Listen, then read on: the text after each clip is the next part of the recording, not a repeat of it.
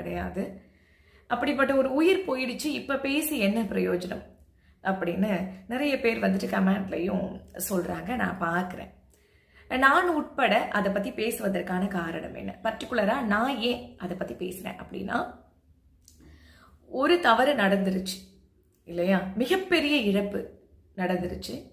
அது திரும்பவும் நடந்துடக்கூடாது, வேற எந்த ஒரு நபருக்கும் நடந்துடக்கூடாது. அதற்காகத்தான் இதுல நிறைய பேர் வந்துட்டு இந்த பேட்டி எடுப்பாங்க இல்லையா, அதை பத்தி பேசுவாங்க இல்ல.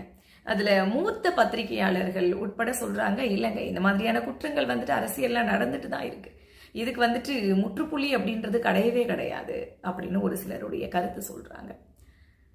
இன்னும் சிலர் சொல்றாங்க, ஆளும் கட்சி மேல பழி சொல்றது இது அரசியல்ல வந்துட்டு சொல்லக்கூடிய ஒன்றுதான், இவங்க மேல பழி சொல்றது அவங்க மேல பழி சொல்றது அப்படின்னு சொல்லிட்டு. இது நம்முடைய முதலமைச்சர் அவர்கள் ஸ்டாலின் அவங்க சைட்ல இருந்து